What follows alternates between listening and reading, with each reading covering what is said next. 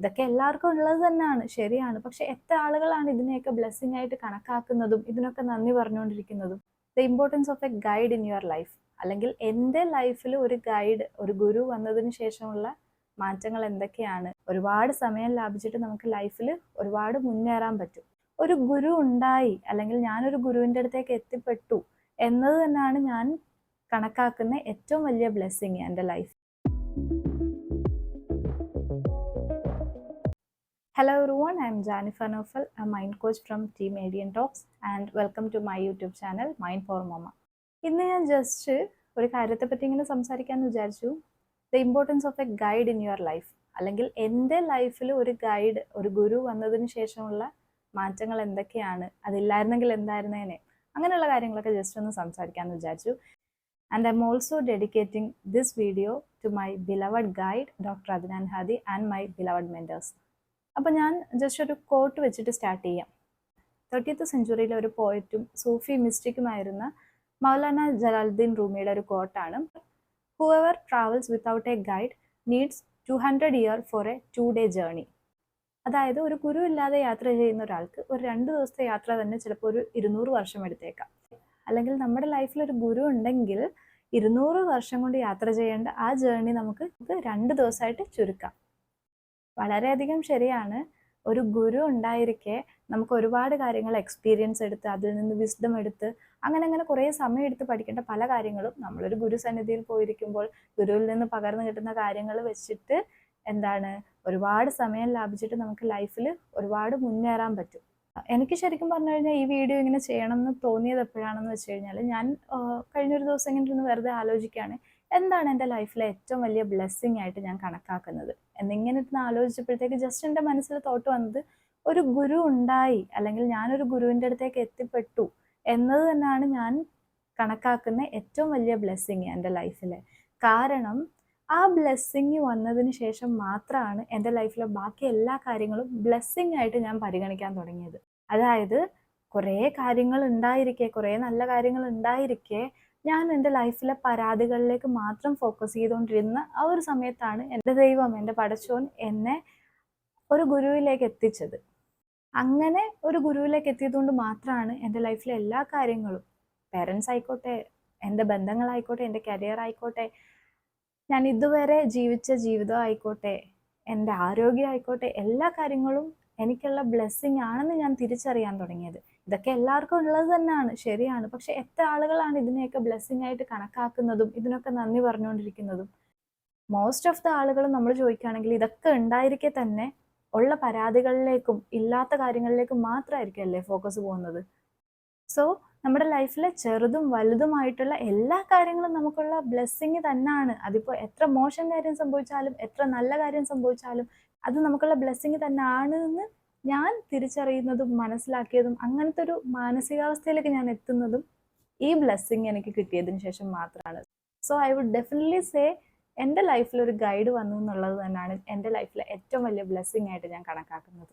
അതുപോലെ തന്നെ ലൈഫിൽ ഒരു അർത്ഥമില്ല, എന്താണിപ്പോൾ, എങ്ങനെയാണ് ജീവിക്കേണ്ടത്, ഇങ്ങനൊന്നും അറിയാതെ പല കാര്യങ്ങളും പലയിടത്തുനിന്ന് ഇങ്ങനെ കേൾക്കുമ്പോൾ ഇതിൽ ശരി ഏതാ തെറ്റേതാണ്, ആരുടെ ഭാഗത്ത് നിൽക്കണം, ഏത് ഫോളോ ചെയ്യണം, ഏതിനെക്കുറിച്ച് ഒപ്പീനിയൻ എടുക്കണം, ഒന്നും അറിയാതെ ഇങ്ങനെ ഒരു ഡൗട്ടാണ്, ഏതാണ് ട്രൂത്ത്, ഒന്ന് ട്രൂത്തിലേക്കൊന്ന് ഗൈഡ് ചെയ്യുക, അങ്ങനെയൊക്കെ ഉള്ളൊരു തോട്ട് ഉണ്ടായിരുന്നു. ഇപ്പം ഒരു കാര്യം തന്നെ, അത് പഠനത്തിനെ കുറിച്ചായിക്കോട്ടെ, റിലീജിയൻ ബേസ് ചെയ്തിട്ടായിക്കോട്ടെ, നമ്മുടെ ലൈഫിനെ ബേസ് ചെയ്തിട്ടായിക്കോട്ടെ, എന്തൊരു കാര്യത്തിനെ പറ്റി നമ്മൾ തപ്പുകയാണെങ്കിലും വ്യത്യസ്ത അഭിപ്രായങ്ങളുള്ള പല ആളുകളുടെയും കണ്ടന്റുകളും കാര്യങ്ങളുമാണ് നമ്മൾ കണ്ടുകൊണ്ടിരിക്കുന്നത്. ഇതിൽ നിന്ന് നമുക്ക് റൈറ്റ് ഏതാ റോങ് ഏതാ നമുക്കേതാ വേണ്ടത് എന്ന് ചൂസ് ചെയ്യാൻ പലപ്പോഴും ബുദ്ധിമുട്ടാറുണ്ടല്ലേ. അതുപോലെ തന്നെ ഞാനും ഒരു പോയിന്റിൽ ഭയങ്കരമായിട്ട് ബുദ്ധിമുട്ടിയിട്ടുണ്ടായിരുന്നു. ഏതാണ് ഞാൻ, ഏതിനു വേണ്ടിയിട്ട് നിലകൊള്ളണം, എൻ്റെ നിലപാട് എന്താണ്, ഞാൻ ഏതിൽ ഉറച്ചു നിൽക്കണം എന്നൊക്കെ ഭയങ്കര കൺഫ്യൂസ്ഡ് ആയിട്ടിരിക്കുന്ന ഒരു സമയമുണ്ട്.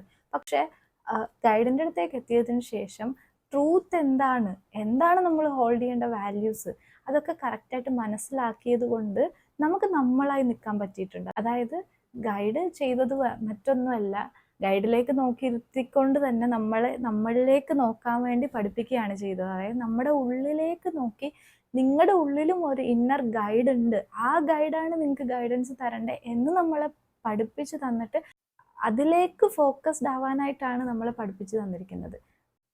അല്ലാതെ ഒരിക്കലും ഗൈഡുണ്ട്, ഇങ്ങോട്ട് വാ, എന്ത് കാര്യം വേണേലും എന്നോട് ചോദിച്ചോളൂ, ഞാൻ പറഞ്ഞു തരാം എന്ന രീതിക്കല്ല.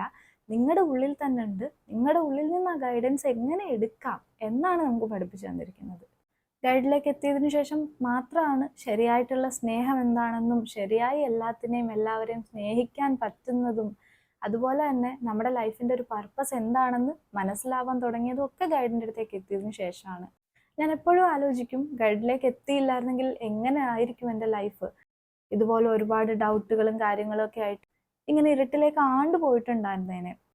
ഗൈഡിൻ്റെ അടുക്കൽ നിന്ന് ആ ഒരു വെളിച്ചം ഇങ്ങനെ കത്താൻ തുടങ്ങി, ആ ഒരു സ്പാർക്ക് കിട്ടിയതിന് ശേഷം മാത്രമാണ് ഞാൻ എന്നെ സ്നേഹിക്കാൻ തുടങ്ങിയതും എൻ്റെ ഉള്ളിലേക്ക് നോക്കാൻ തുടങ്ങിയതും എൻ്റെ കഴിവുകളെ തിരിച്ചറിയാൻ തുടങ്ങിയതും ഉള്ള കാര്യങ്ങൾ വെച്ചിട്ട് എന്തെങ്കിലുമൊക്കെ ചെയ്ത് തുടങ്ങാനൊക്കെ തുടങ്ങിയതും. ഒരുപാട് കാര്യങ്ങളുണ്ട് പറയാനാണെങ്കിൽ പറയാൻ. ഗൈഡിലേക്ക് എത്തിയിട്ട് ഒരു 2 വർഷം കഴിയുന്നതേ ഉള്ളെങ്കിലും ഒരുപാട് എക്സ്പീരിയൻസുകളും ഒരുപാട് കാര്യങ്ങളും പറയാനുണ്ട്.